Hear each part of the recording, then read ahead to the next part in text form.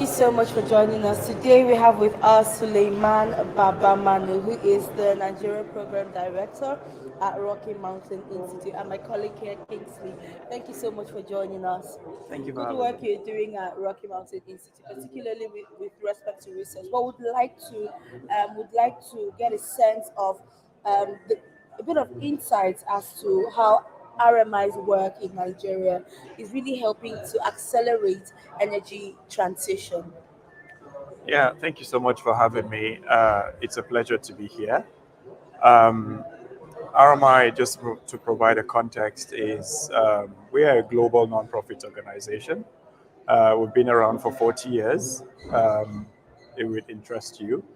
And, we're really, our focus is transforming global energy systems to secure a clean, prosperous, zero carbon future for all. I know that's a mouthful.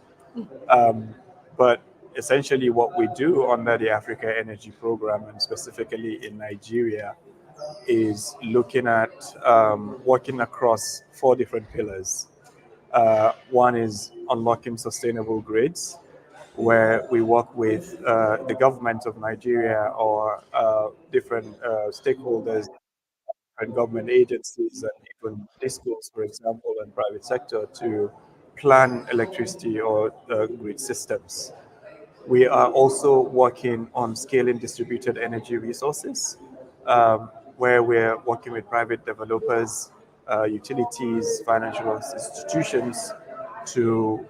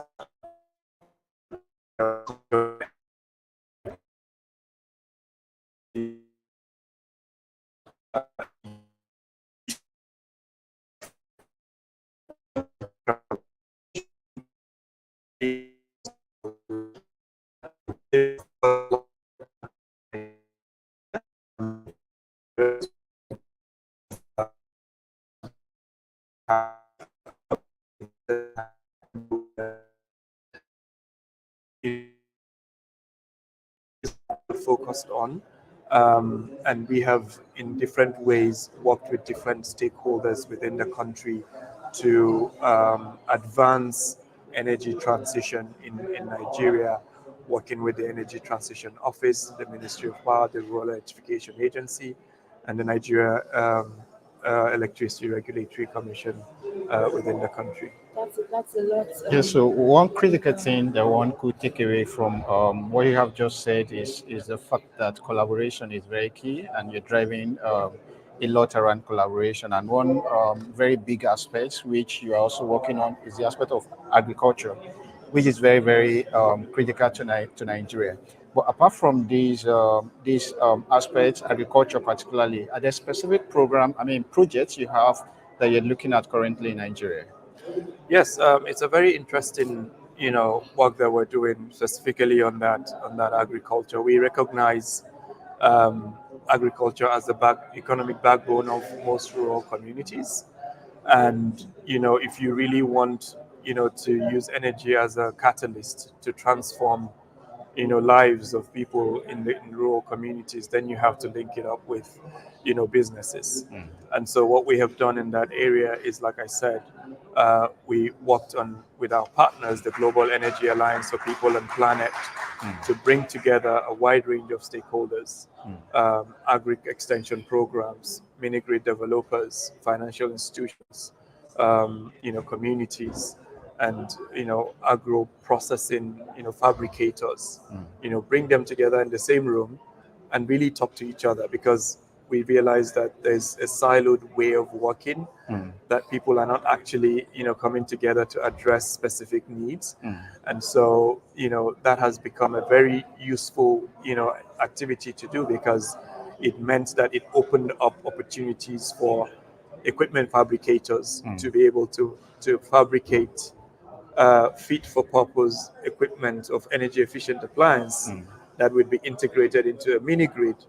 For the mini grid company, they're able to, identify customers within that rural communities that can take up their load, their energy, and then for the community, it is bringing in additional income for them.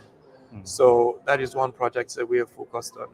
We're doing a lot on interconnected mini grids, and so a lot of our focus is working, like I said, with the utilities to, develop, help design business models and implement these projects based on these business models. Yeah, yeah. And, So and the point around technology, where you have to improve the local value chain and ensure that people actually create locally tailored technology is quite interesting. I mean, how do you think this can be scaled up? Um, because we depend so much on the West, and then finding a way to build local capacity is very critical. Do you think this is an aspect that can be scaled up across the country? How can that happen? Absolutely, manufacturing is something that we really think is an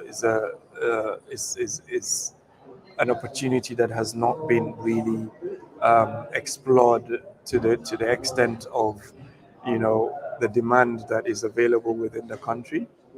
And, specifically on the example I gave around energizing agriculture, we have worked with the Manufacturers Association of Nigeria to really, you know, say to them, okay, this is what we're designing.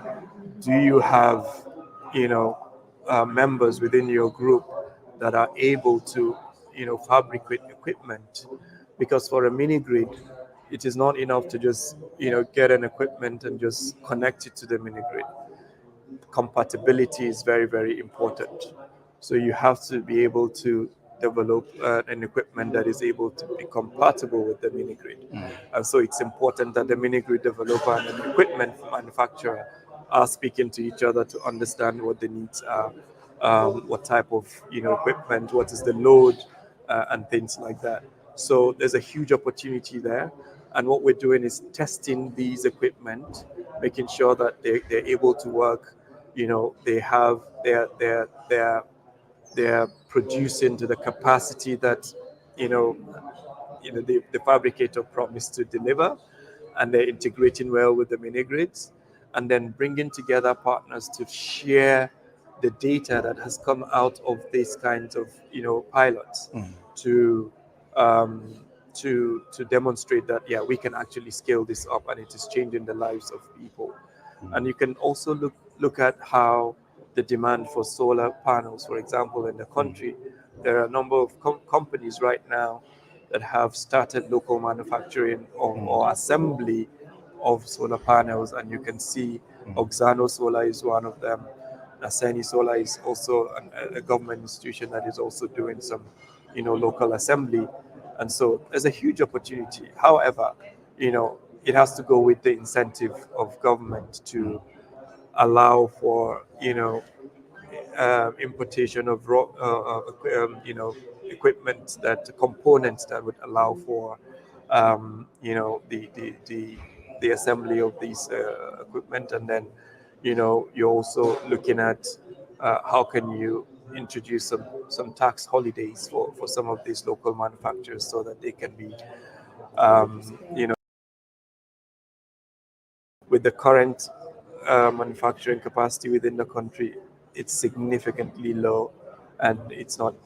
You wouldn't be able to meet the demand of the country. And with all of this work being done, supported by Rocky Mountain Institute, I can only imagine what sort of challenges you get to face while either working with those within the grassroots or implementing projects regarding solar installations, or with the agriculture, where we have now the energy and agric nexus. But it would be great to, you know share some of those experiences? Absolutely. I mean, if it's easy, everyone would have been doing it, right?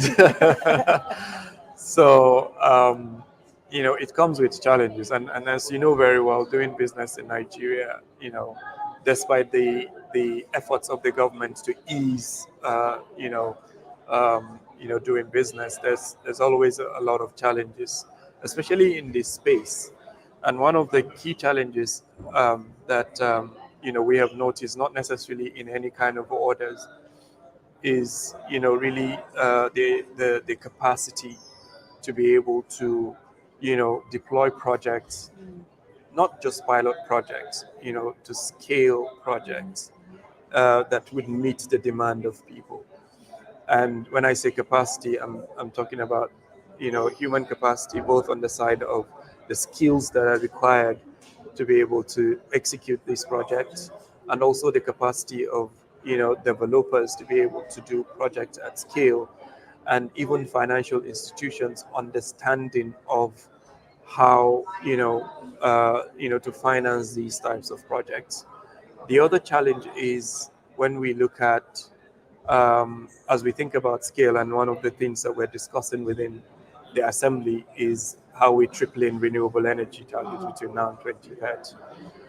For you to be able to do that, you have to come up with a bankable project pipeline, right? And one of the missing pieces as we think about scaling up renewables in Nigeria is, um, when you meet financial institutions to finance projects, they want to see a project that is already prepared and ready for financing. Developers, on the other hand, or financial institutions don't want to fund, the project preparation, if you like. And so there's that missing piece in between that really needs to either public funding or philanthropic funding that needs to address to be able to prepare projects, bankable projects that will then be able to attract the right type of funding. So there's a challenge of developing the project pipeline and attracting funding. One of the very, very big challenge when it comes to finance is, as you know very well, the economic situation in the country as it relates to um, foreign exchange and local currency. And so, for you to be able to attract, or developers' ability to attract local currency financing is actually very, very important. Because um, if you get your finance in US dollars, for example, all your income is coming in naira, and so there's always that challenge of repatriation. Um, and so, the government has been working with different financial institutions, and we've been working with our partners as well to see how, you know, we can structure, project preparation facility, as well as, local currency financing that helps to address, those issues, to address some of these So I mean, challenges. we're media professionals, and it's important that one of our roles is to also sort of showcase what is working or what's not working for those that are working, so that we get more of them, and for those that are not working, perhaps um, those that are involved in decision making processes know what kinds of things they need to do. Would you say that we're telling the stories of successes in all of these kinds of projects enough? I mean, there's a lot going on in Nigeria, and it's hard for any one person to track, what the entire media is doing, especially right now with social media. That's even makes it more difficult. Yeah. When you go on LinkedIn, sometimes you just get bombarded by, like what Yeah. everyone is doing. But I think you know. Um, there's a lot that has happened between 2016 and now in Nigeria. Since I can say that was when, um, with the introduction of regulatory frameworks that allows for private sector participation. I remember back then, there's only a handful of companies that have actually demonstrated capacity to build mini grids or other renewable energy projects. But right now, you're talking about hundreds of companies that have actually, with different programs from the World Bank, African Development Bank, other, donor organizations, USAID, USTDA, FCDO, and GAP, and, a lot of organizations doing different things. So, which has to a certain extent been covered. Um, but I think a lot more needs to be done in, first of all, understanding, what are the different what are all the partners doing, right? Some partners are, providing capital subsidies. Some organizations are doing implementation. Some are doing capacity building. So I think if the media is able to really look at all of the different, aspects of, this energy transition, um, and also look at what the government has put forward to create that enabling environment, that can amplify Nigeria as, a place that is ready, exactly, investment because there's always, with every country you would find there's a good side, and, there's always negative stories that goes around. So if the media is able to portray the country as, ready for investment despite some of the challenges, based on, like, all of the regulatory frameworks that have been put in place, ease of doing business, the capacity that is present around with some of the developers, and the opportunities with financial institutions. I think, there's always a lot more that needs to be done to amplify the work. At RMI, we are, always eager to share the work that we're doing, through thought leaderships, through, bringing together partners for convenings, and, we're always ready to work with media organizations to amplify this work. And we're not necessarily taking all the credits, because there's no one organization that is, going to be able to do it by itself. So, yeah, I think a lot has been done and a lot more needs to be done. Yeah, so why the media is very critical in projecting some of these issues. In the kind of job you do, monitoring and evaluation is very critical. Absolutely. How do you monitor? What are the metrics you use in monitoring your progress in Nigeria? So, because as I've mentioned, we're a non-profit organization, and so we have, different partners that we work with, and different partners have different, M&E frameworks that we need to, incorporate into our own monitoring and evaluation. Well, one of the key things that we do, from all of the projects that we're implementing right now, is ensuring that, we're collecting the right type of data pre and post the project implementation, right? And that data is very, very critical. So, for example, if we have installed a palm oil, processing facility in a community, we're collecting data from the mini grid in terms of the utilization. We're collecting data in terms of, how long this, facility is functioning for. We're collecting data in terms of the amount of revenue it is generating over what period, the amount of feedstock that is coming and being processed. All of that, we're using that to create an analysis to say that this is working or this is not working, right? And that is something that we can use to then say to our partners that we need to be doing this more, or we have learned that, this is not necessarily the best way to, go about this funding.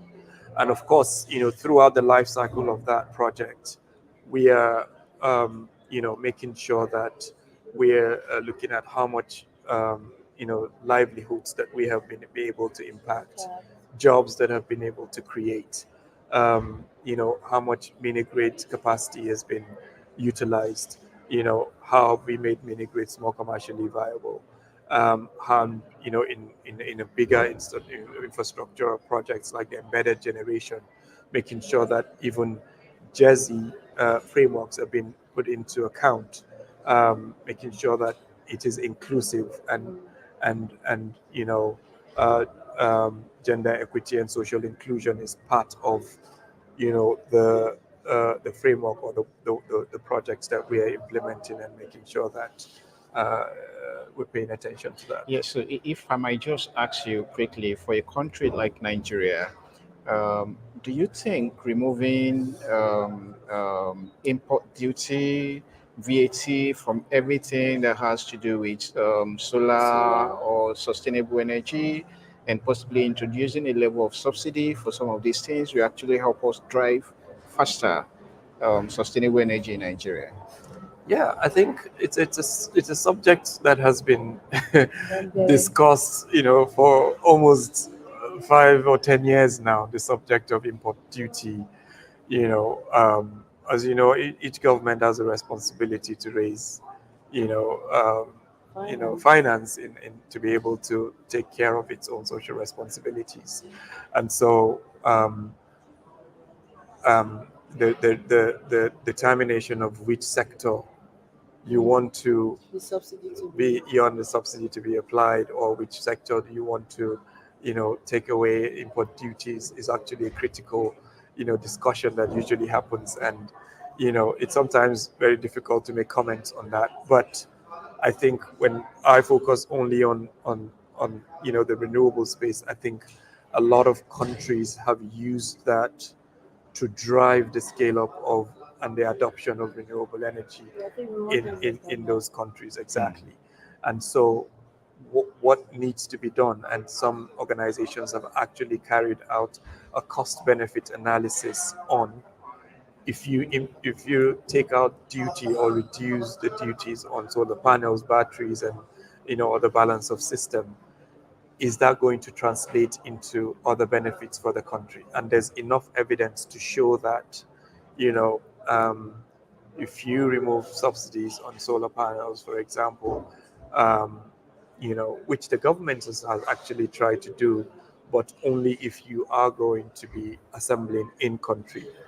A fully assembled solar panels don't attract zero duty, but SKDs, for example, can attract duties. But if you take away that, it is going to reduce the cost, and it's also going to mean that companies are able to deploy more, customers are able to buy more. So it means that the revenues of these companies are going to increase, and then the taxes that they're going to eventually pay also significantly increase. So if the government is losing some money from the duty waivers, it is going to be, um, you know, be attracting some funding in terms of, overall taxes that the companies, or revenues that the companies is generating.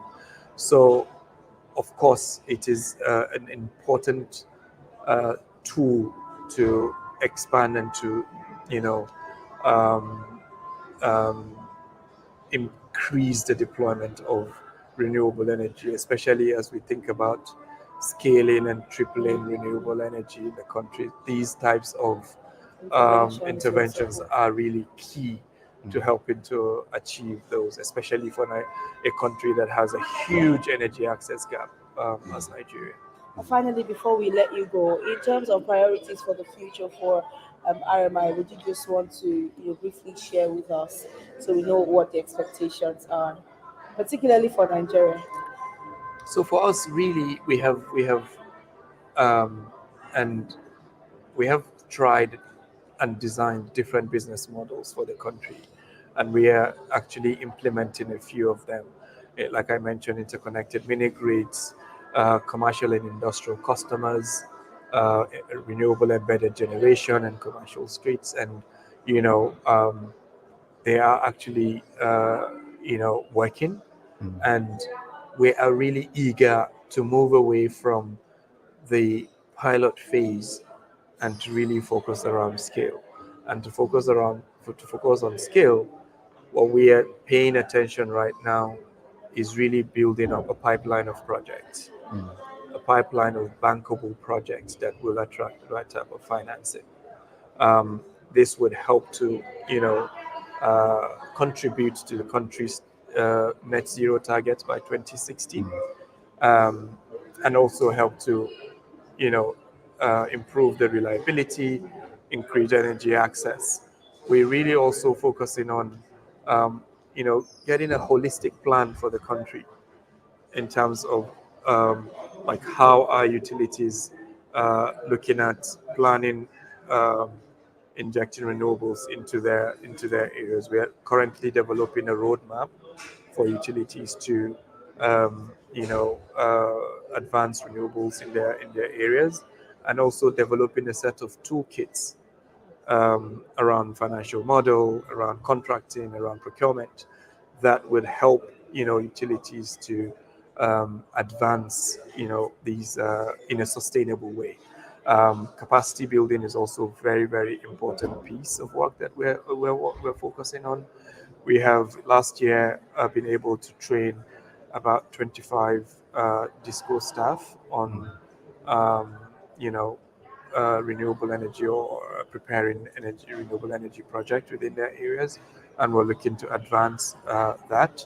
And so, really, the focus is on scaling up these projects and working with different partners to ensure that we're working together to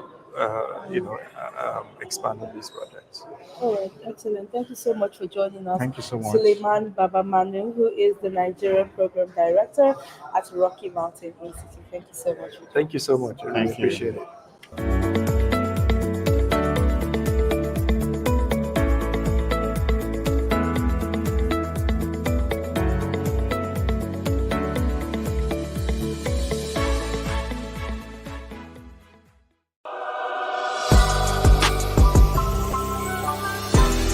Increasing our share of renewables in our energy mix from current 3.5% to 10% by 2030 is a crippling agenda directly in line with global ambition. And it's in this regard that we fully support and endorse APRA. To succeed, we need to find innovative ways to mobilize finance to support the APRA initiative across the continent. Blended finance, patient capital, grants, green bonds, local currency financing, and the many other tools being used successfully elsewhere. Additional investments will be required in grid infrastructure to accommodate renewable energy at the various African member states level. Furthermore, technical assistance in the areas of human and institutional capacity development would be crucial for the implementation of our commitments under APRA. Support for APRA is an imperative, and we support APRA because it will spare energy demand and the corresponding socio-economic growth and development for the realization of our ambitions. We need to establish smart and strategic partnerships to achieve a reasonable and sustainable renewable energy ambition for the African continent by 2030.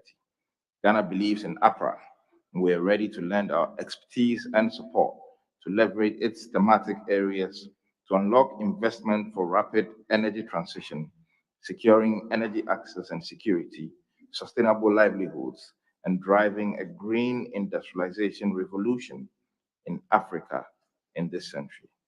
And in equal measure, we hope that we can also take advantage of the APRA platform to help unlock financing into the agenda of renewable deployment in Ghana. We're convinced that APRA will provide a catalytic effect to drive investment to achieve a measurable renewable energy capacity by 2030, mitigating millions of tons of CO2 equivalent of greenhouse gases, improve indoor and outdoor air quality, improve our competitiveness in the green product and service economy, as well as create decent jobs for the millions of our youth. We take this opportunity to thank all the partners who made this high-level event possible and assure of Ghana's commitment to contribute to the achievement of the objectives of the APRA initiative. Thank you. Thank you, Your Excellency Herbert Krapa. I would like to express my sincere gratitude for our speakers, for the information and insight you have provided. You may leave the podium as we welcome the second member from APRA partners.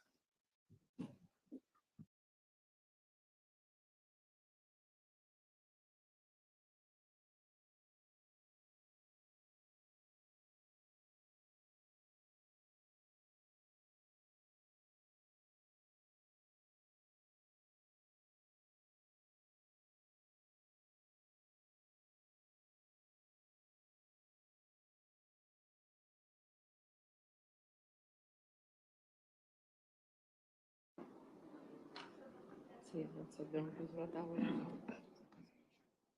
Io ho aperto. Quanto siamo? Non lo so. Again, we are going to hear from some of APRA partners from their reflection. They are going to speak from their seat.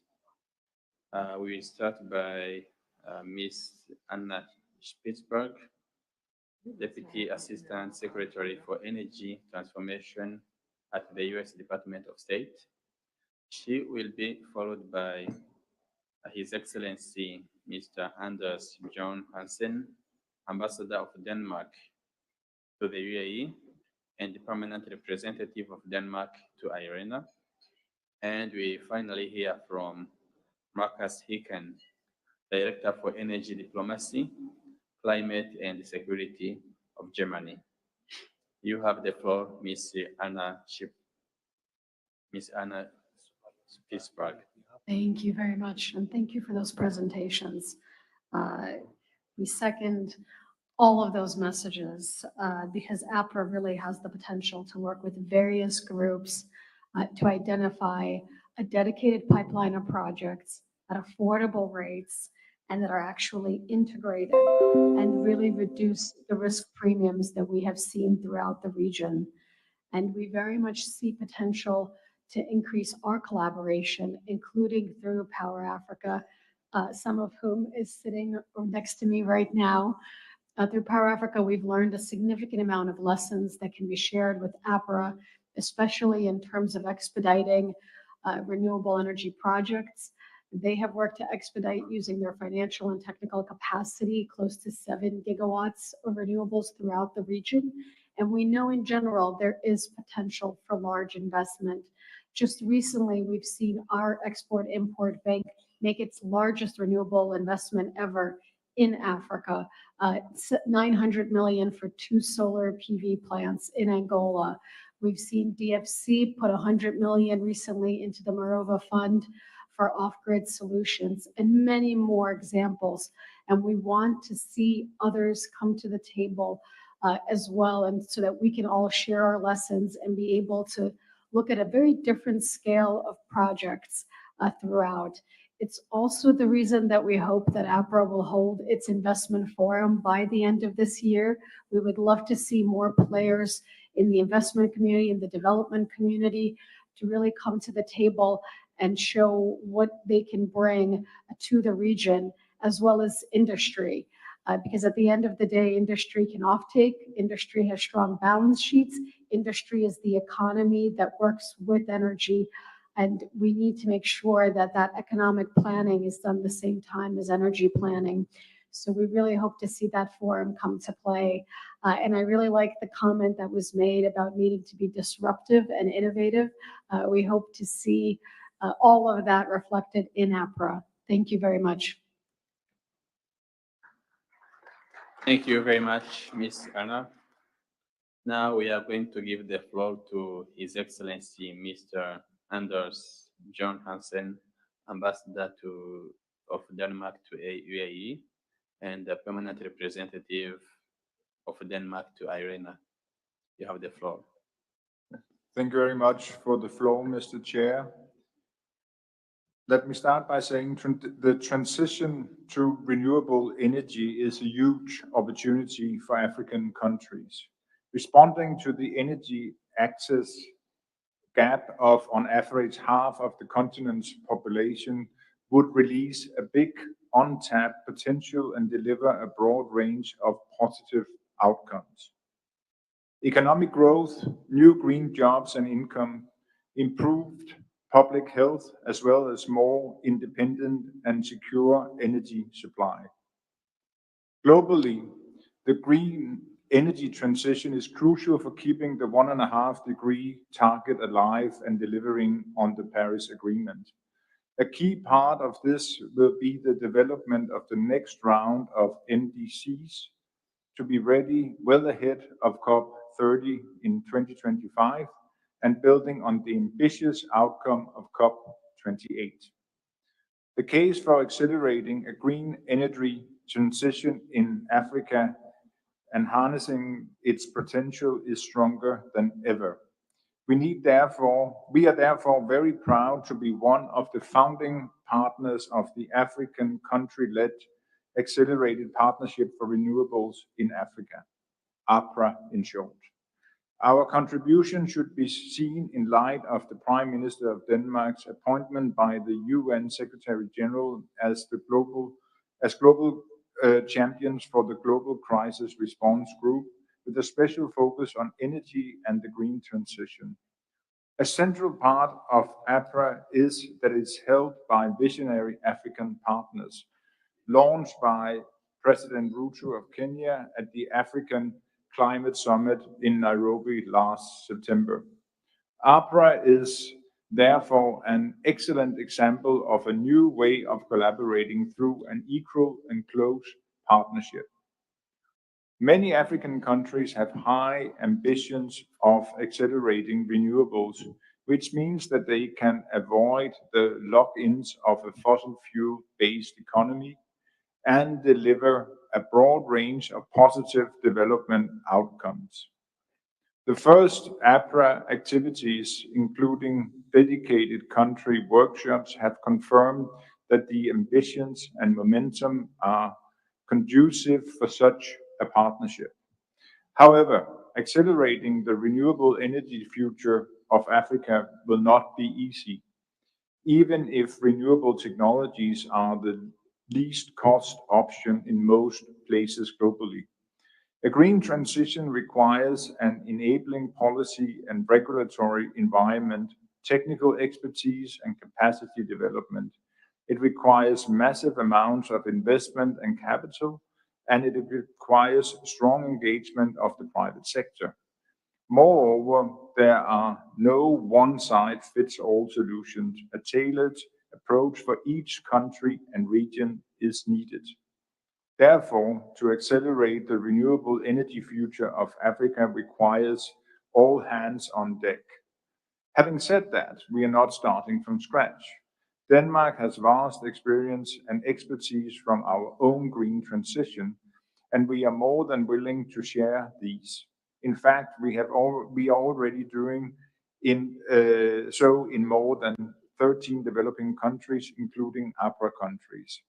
We work side by side with local authorities and partners, advising on how to make energy sector planning, modeling, and scenarios to support least cost development.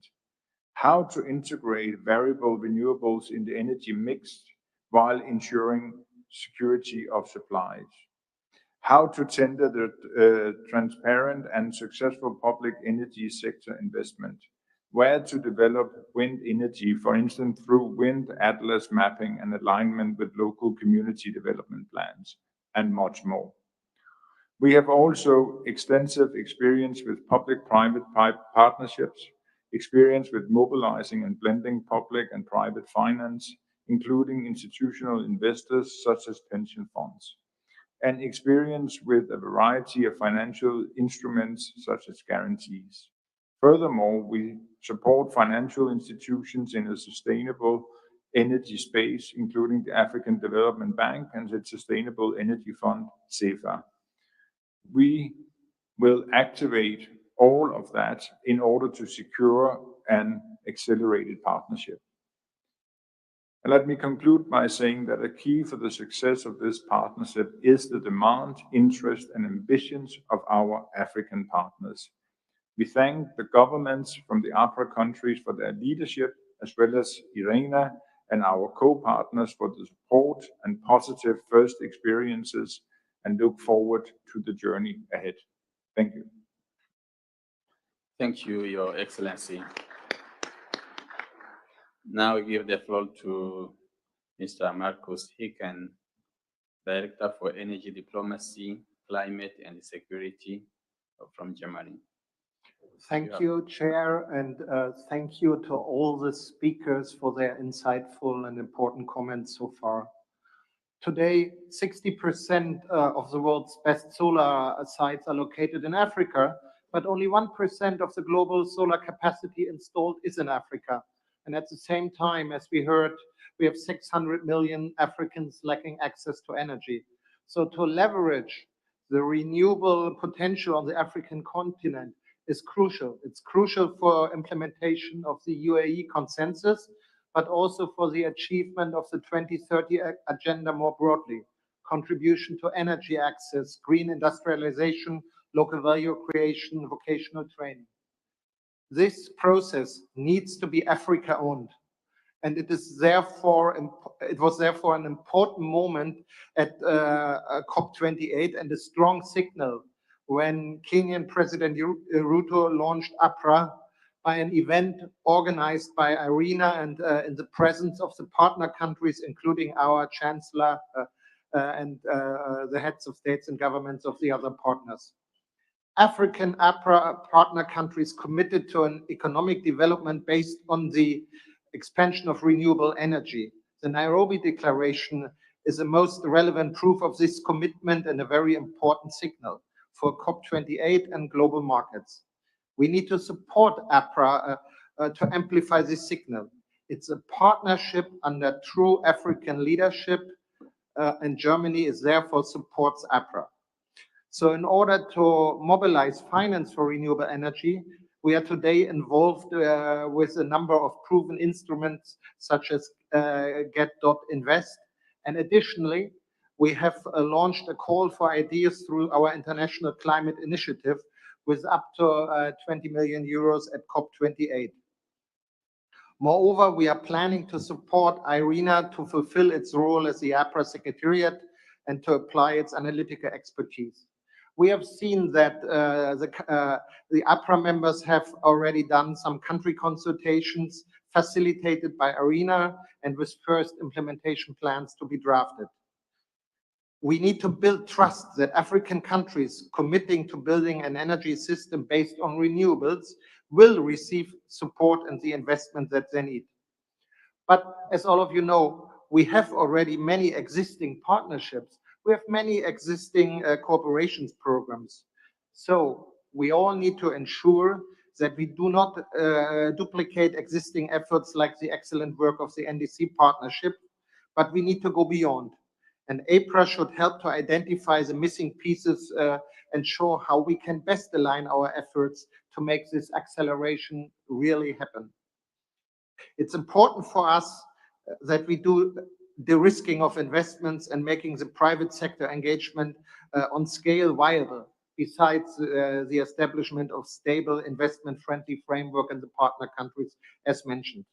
We know that investments financing the energy transition are concentrated in high-income countries, resulting in the fact that only 2% of global investment in renewables take place on the African continent.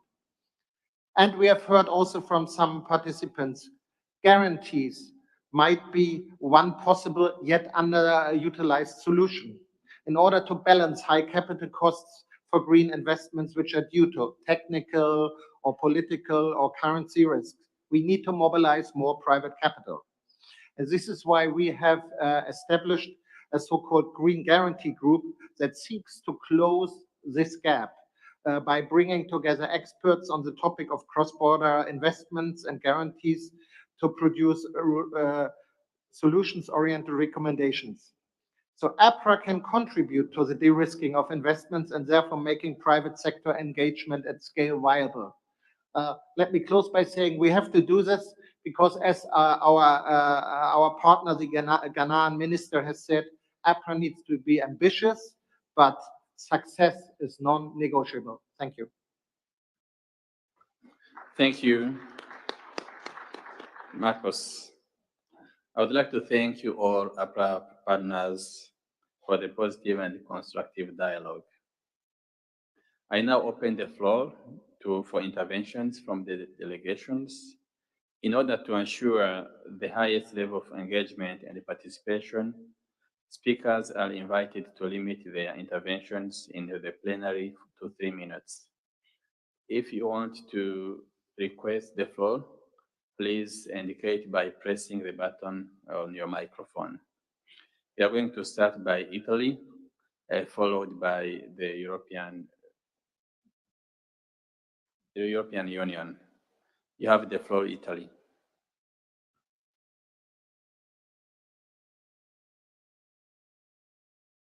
Thanks, Mr. President. Dear colleagues, good morning. First, let me commend IRENA for putting Africa at the center of its action, a choice that we share, being Africa one of Italy's main priorities, if not the priority, also in the context of our current G7 presidencies. Africa is a key energy partner for Italy in various dimensions: energy supplies and security, cooperation for the energy transition, development of energy potential regarding renewable energy. For this reason, Italy intends to support the ambitious objectives that the African Union has set through our Agenda 2063, also regarding the energy dimension. Therefore, we welcome the launch of the Accelerated Partnership for Renewables in Africa. We also welcome the numerous reports elaborated by the agency, providing valuable data as a basis for raising awareness and calling for action, making the energy transition more concrete. Africa's immense potential in renewable energy is undeniable.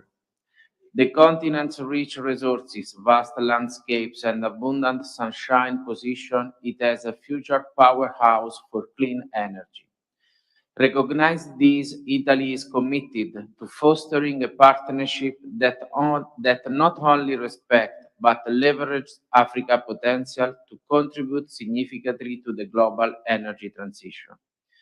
Italy recognizes African countries as crucial partners in the just energy transitions and global decarbonization. This is why the Italian presidency of G7 intends to support them in the effort of tripling renewable resources, promoting access to clean energy, contributing to the development of the most innovative technologies, and guaranteeing the safety and sustainability aspect of the supply chain of critical minerals. We also aim at supporting the creation of new partnerships, improving the resilience of critical energy infrastructure, and highlighting areas of mutual benefit and potential cooperation. At the same time, it will be important to lower capital costs, improving projects pipeline, and facilitating investment in renewable energies, including standalone generation and enabling infrastructure such as storage, networks, and microgrids and off-grid systems. During the G7 Energy and Climate Working Group, IRENA presented the APRA initiative to the G7 membership to be able to contribute to the growth of the initiative also at the G7 level. This initiative, together with others, could contribute to enhance the key role of Africa as global partner in the just energy transitions and global decarbonization. As Italy, we are evaluating the opportunity to join APRA, also by assessing all the possible synergies with other initiatives that we are discussing in G7 level. In conclusion, we believe that Africa's centrality to the development of renewables and the fight against climate change cannot be overstated. Italy, within its current G7 presidencies, is deeply committed to unlock Africa's renewable energy potential, ensuring a just and sustainable transition that benefits not only the continent but the entire world. I thank you. Thank you, Italy. We're now going to hear from European Union, who will be followed by the United Kingdom.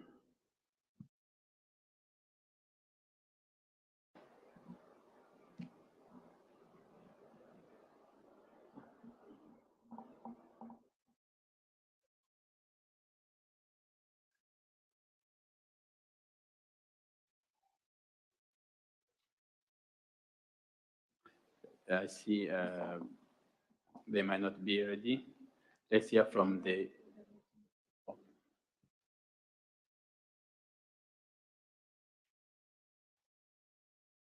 I think we Yes, may have to thank you. activate.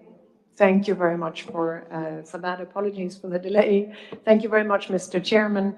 The European Union fully supports the Accelerated Partnership for Renewables in Africa. It's an important initiative to boost investments in renewable energy in Africa, for access to energy, for access to affordable energy, and of course for our climate, in line with the agreement reached at COP28 last year here in the Emirates to triple renewables by 2030, together with a doubling of investments into energy efficiency.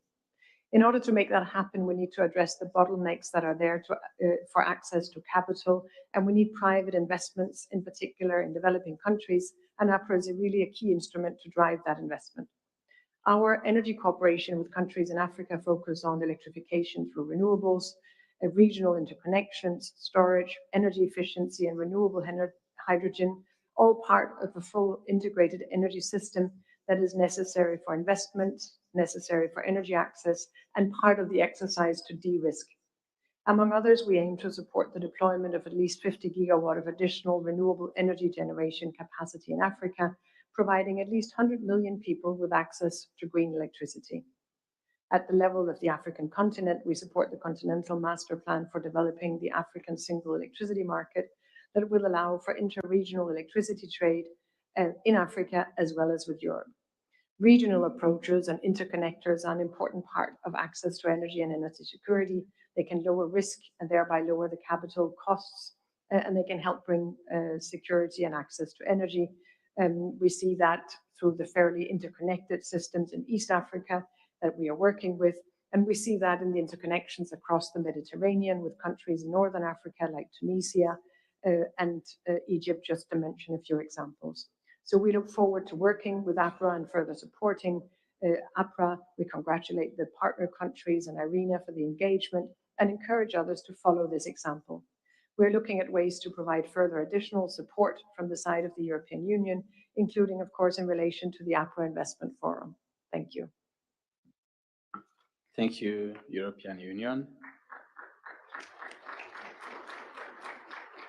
Now I give the floor to the United Kingdom, will be followed by the Russian Federation.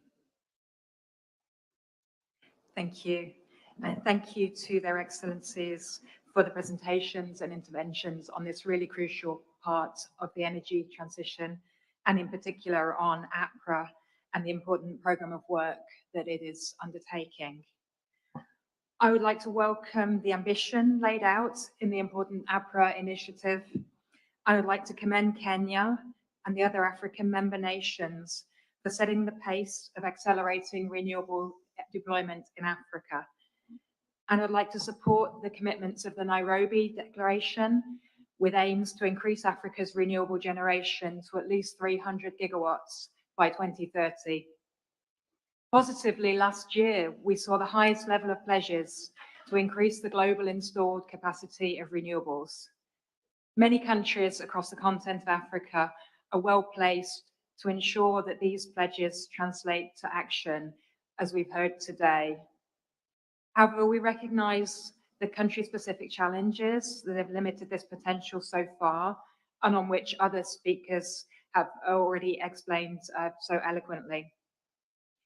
Increased availability of concessional finance and de-risking projects to ensure bankability are amongst the greatest challenges. The importance of African leadership in increasing renewable capacity across Africa will be key to the success. To this end, in line with the commitments made in our recently launched International Development White Paper, mutual respect will be a core principle of how the United Kingdom partners with others, with an increased focus on local ownership, transparency, and mutual learning. The UK recognises that key to effective renewable deployment is working with African governments to create enabling environments.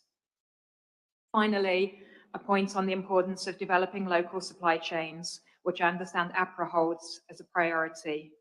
promoting the manufacturing of key components of renewable energy systems across the continent of Africa, from solar panel assembly to battery to energy storage system technologies, will not only guarantee this diversity and resiliency of supply on a global level, but also ensure that local citizens get value of the energy transition. In closing, it has been inspiring to be here today to learn more about APRA and its superb leadership and progress. I very much welcome APRA's holistic approach to accelerate renewable deployment, keeping economic development at its heart. Let's continue to work together as the global community to deliver on our global decarbonisation goals and keep 1.5 within reach. Thank you.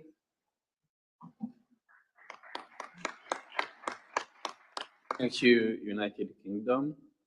We're going to hear from the Russian Federation. They will be followed by Belgium.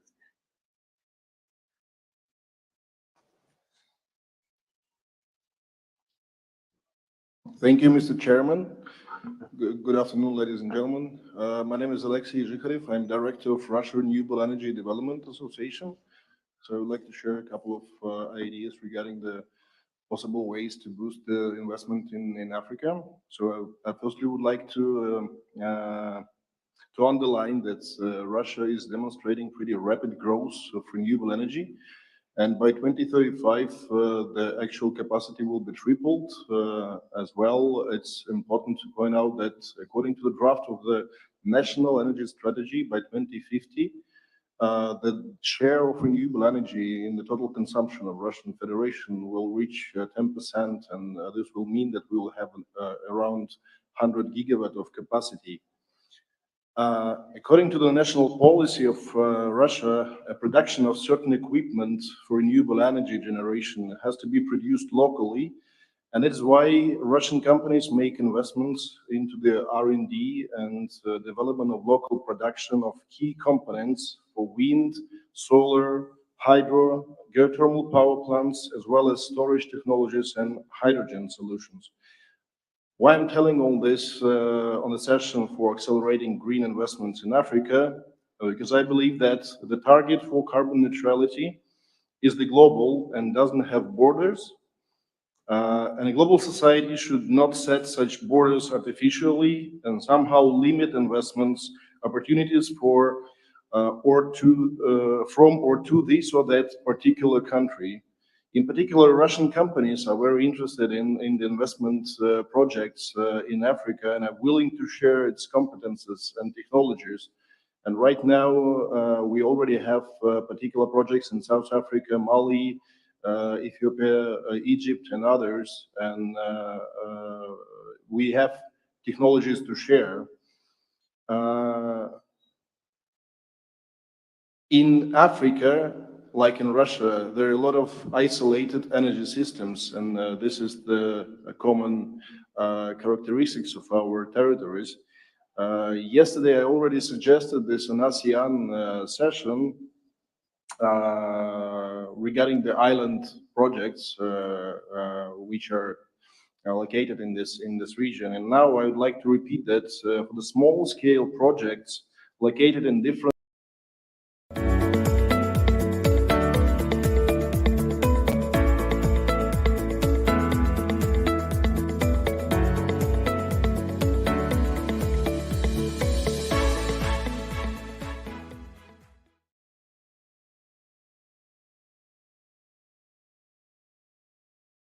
Good afternoon, ladies and gentlemen, and welcome to this media briefing with His Excellency Mr. Davis Chirchir, the Cabinet Secretary for Energy and Petroleum of the Ministry of Energy of Kenya. A big thanks to you, sir, for being here. We have just had at the IRENA Assembly high-level panel on APRA, a partnership that aims at accelerating renewables in Africa. So, what is the reason for APRA, and where do you think what can APRA drive as an initiative? What other initiatives could potentially not do? Thank you, Nicole. APRA, Africa Partnership for Accelerated Renewable, is an initiative to scale up renewable development to at least some 300 gigawatts by 2030. And the driving force really is to look at how we can play significant role in the development of renewable, given the fact that if we have to scale, we have to come out of what we traditionally call the least cost power development, which in the context of our economy will not be able to scale unless we have this initiative where we are looking at scaling up renewable energy for development of other industries like green manufacturing, like processing our own minerals, and therefore it's a partnership which seeks to see how we can in Kenya generate power and through power trade or interconnector in the region, push that power for processing of green minerals in the Congo, in Burundi, and in neighboring countries. So it will require us to work in partnership to be able to do power trade, to be able to process minerals from one country, energy from another country, and that requires partnership. It requires ensuring that we do really work with other G7 countries, and just to, from the onset, mention the support we are already receiving from Germany, UAE, IRENA, and other partner countries who are participating in this program. Thank you for this opening statement. We have journalists with us today, and I want to go into medias res immediately and start the Q&A. Any particular questions, please? Thank you, Minister. Ben Payton, African Business Magazine. Kenya has had a lot of success recently in developing geothermal energy. What advice do you have for other countries in East Africa that also have geothermal potential, and what is Kenya doing to help them to develop those resources? Thank you. I think what we've done in Kenya is to, apart from what I mentioned earlier on in the plenary, unbundling the energy sector, it's important to be able to de-risk geothermal fields. We're talking about the cost of developing energy, affordability, or having to have a country stay competitive. Geothermal can be expensive in the initial phase of de-risking the fields. So what we've done in Kenya is to have a government body that receives a lot of support from the international partners to de-risk the geothermal fields. Once you go through the de-risking phase in geothermal development, which is expensive, geothermal power can be very competitive. We today in Kenya dispatch geothermal energy at an average cost of 7 cents per kilowatt to the grid, and that is more competitive than solar, wind, or hydro. And therefore, it is important to de-risk the fields. It's a very good baseload in terms of capacity availability. It's available all the time as compared to solar and wind, where availability is at an average of 30%. So it's a very good form of energy. It can be seen to be expensive because you are deploying up to $3 million per megawatt, as against solar, which is today just slightly about close to about $1 million. But once deployed, because of availability, in line with availability to the grid, it becomes very affordable cost of energy, and it can run industry because it's a base load. It's available all the time, and therefore the risky fields work with countries who have developed geothermal to appreciate the fact that this form of energy can be very competitive in terms of pricing to the industry, and therefore be able to run industry 24/7 because of availability all the time. Thank you. Next question, please. Minister, you highlighted the support also from your European partners, Germany in particular. Do you feel as if they are now meeting you on a more eye-to-eye basis as equal partners? And do you think that your counterparts are doing enough to address what everybody's saying is the elephant in the room here, finance / cold hard cash? Germany is a great partner through KfW, through support in exchange of information and knowledge in Kenya, in the geothermal fields. We do use KfW to funding to de-risk most of our geothermal fields. I think the concern of energy financing being expensive and needing to bring down the cost of financing, it's got to do more with the fact that we need to do proper return on equity, proper return on employed capital. And like I said, for geothermal, because of availability, when you're really doing the financial modeling with availability of 100% and you have got a good sizable power plant, most of the partners, because of the fact that energy it's a good business to do, because don't forget that for purpose of de-risking energy generation, we will offer you a license, say, for 20 years.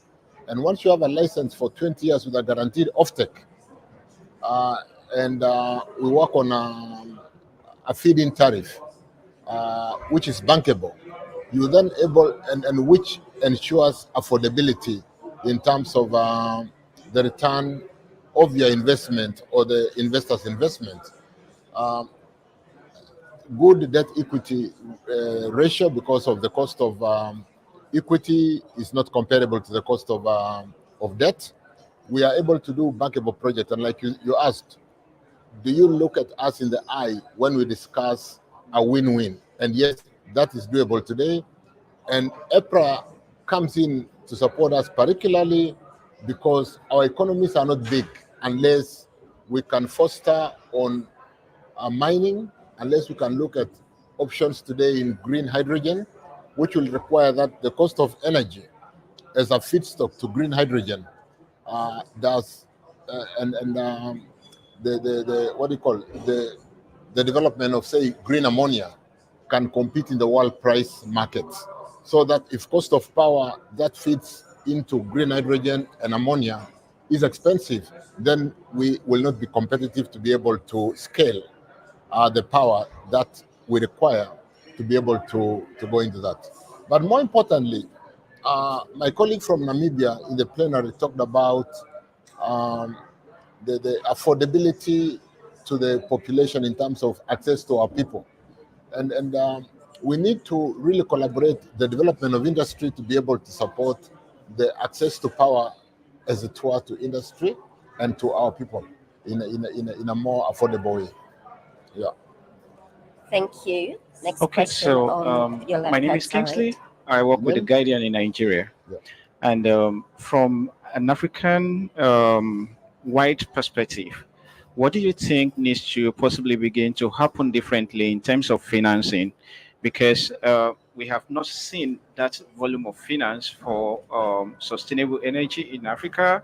Um, I mean, much more, as we are seeing, also a very slow funding for, climate financing.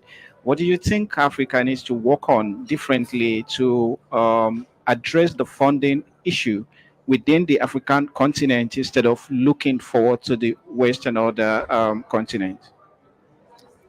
Yeah, I think yeah, I spend a lot of time sometimes in Nigeria, and I know we need to work together as partners to be able to unlock the challenge of financing, because for Africa, sometimes the cost of financing is more the is more risk based. So sometimes the cost of capital to Africa is to finance the risk as opposed to financing the project. And as it is today, renewable energy addresses challenges of climate change. Climate change can bring down economies. We just saw here, when we've all been here and witnessed that if you get rains equivalent to volumes for 1 year in 1 day, it can bring down infrastructure. It can bring down businesses. It can close schools and close the whole economy.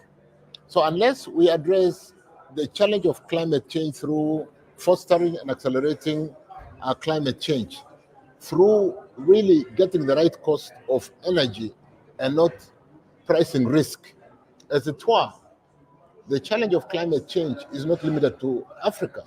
And therefore, the risk on climate is not an African issue, it's a global issue. So we need to work together to price renewable energy, not only to service provision of energy to our people, but to address the global climate challenge, which, like I said, can be a challenge. It can, in Africa today, through mitigation and risk of loss of our economic value in droughts, because like Kenya, we are an agricultural economy. And when we have seen droughts for 3, 4, 5, 6 years running consecutively, we are unable to feed our people. And therefore, we use our foreign earnings sometimes to import food instead of using private incomes, rather foreign incomes, to do what we are not able to do in the continent. So it becomes important that we stop pricing risk in the development of renewable, because risk, insofar as climate change is concerned, is a global issue. And therefore, the cost of capital that goes to borrowing money in the West should really be the cost of borrowing money. And that's why we're talking about a different financing architecture to address renewable development and address the challenge of climate change. Thank you, Minister. Thank you so much. My name is Emmanuel. I'm from Rwanda. I'm a science journalist. So I want to ask a question of the joint collaborative regional project to explore geothermal resources. I know Kenya has been selling, there is a plan to sell some like 30 megawatt geothermal from Olkaria plant right to Rwanda. So how far is that project? And also I need to know, because I know there have been some collaborative project between Kenya Energy Group and Rwanda Energy Group, just to start exploring potential of geothermal energy. Yes, we have resources, but most of resources that come from Kenya. What do you think is making those projects lagging behind? Thank you for that question. And we work very closely with Rwanda. I think we drill one well using our Kengen. Kengen is the Kenya Energy Generating Company. And after doing the service study, but more importantly, working through this accelerated partnership for renewable development, we are able to mitigate and grow the pie on the de-risking investment. Because you are aware today that like Africa Union will have a geothermal de-risking or renewable de-risking financing. And I think through partnership in EPRA and the other collaborating countries like Germany, Belgium, the US now, who are very strong and the world leading developer of geothermal, we should be able to grow that basket of financing for the risking geothermal fields, and therefore be able to use this available resource, which, like I said, is a very good baseload. So through partnership in EPRA, through partnership with international participating countries today, where we are seeking to grow partnership in the September meeting this year in Nairobi with already participating countries, we can really grow the de-risking fund to be able to, like I said, geothermal is initially expensive in the exploration phase. But once you map out the resource, every drilling could be a success. And therefore, whereas you could be drilling a well for 5 million US dollar, once de-risked and being able to dispatch that power, like I said, at 6-7 cents US, that pricing of energy is fairly competitive. So I want to encourage us and encourage African countries to participate in EPRA initiative, invite the international G7 countries to work with us to grow this de-risking fund, financial capacity, address the financial architecture, more importantly, ensure that we are able to scale the development. You know, scale also really reduces cost. If you are developing 10 megawatts, the deployment of resources is not like when you are deploying 100 megawatts because of the spread of cost. And therefore, partnership in EPRA, partnership with our partners, international partners, and more importantly, the risking the challenge of pricing the challenge of pricing risk becomes very important. And as partners in EPRA, we'll have a voice working with our international partners to be able to bring down the cost of capital and bring down the cost of power, which then cuts a double edge in terms of growing industry, growing the new accelerated development of green minerals, green hydrogen, but more importantly, improving access of energy to our people in the continent.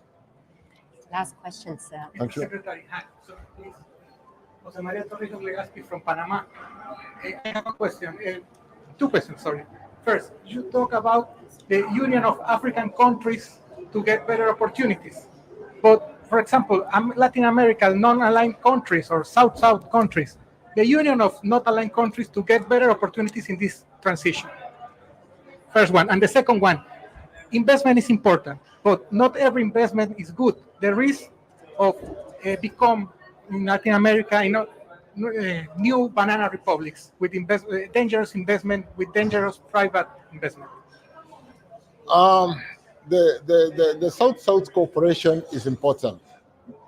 But like we just mentioned, the issue of risk cuts across the whole continent. Who could have expected that in one day you can receive rains in this country in the volume that you would otherwise receive in 1 year? The drainage systems are not built, they are built to basically take water every day, not to take water for the year in 1 day. And therefore, it becomes important when, like I said, looking at the cooperation in removing risk and having a voice to be heard, so that the challenge of climate change is real, and therefore accelerated renewable development becomes really imminent and necessary. Africa is very rich in renewable. Like in Kenya today, we have only developed 1 gigawatt of geothermal. We have mapped out in terms of service study up to 10 megawatts, the 10 gigawatts, sorry. We just scratching some of the best wind speeds, running up to 16 meters per second, are in some place in northern, very remote areas of Kenya called Lake Turkana, where the origin of mankind is also has been established. So it becomes very important, even as we cooperate in South to South cooperation, even the North to South in terms of climate change, that line is absolutely extinguished. Your second question was investment. Power generation as it were, as a business, is very, very profitable. Most of us who run businesses here do know that you have a big marketing department to market your products. When we give you a power purchase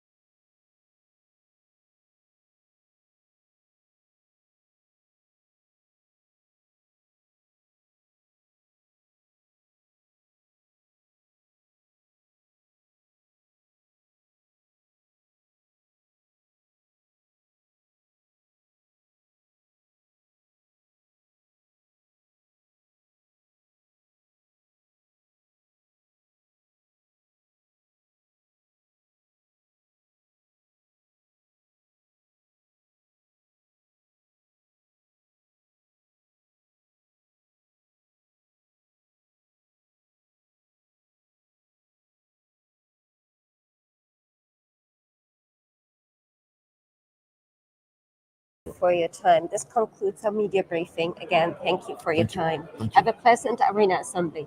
Thank you.